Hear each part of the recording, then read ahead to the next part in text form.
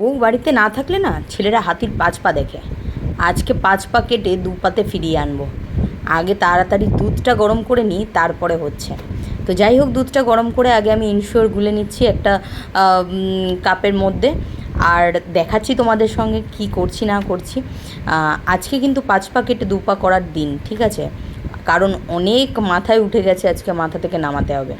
আর একটা কাপে আমি গুলে নিচ্ছি মাদার হরলিক্স। তো এখানে আমরা দুটো কাপে করে হরলিক্স গুলেছি। একটা হচ্ছে মাদার হরলিক্স আর একটা হচ্ছে ইনশিওর রয়েছে। ইনশিওরটা তোমাদের দাদাভাইকে দেবো, আর আমি হচ্ছে মাদার হরলিক্সটা খাবো।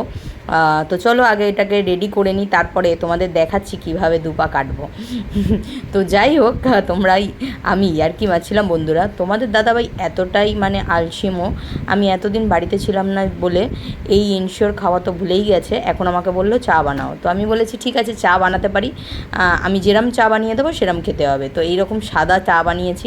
তো দেখো এক্ষুনি খেপে যাবে আমার ওপরে, বলছে এটা কিসের চা হয়েছে। আমি বললাম এটা গাঢ় দুধের চা, খেলে খাও না খেলে না খাও।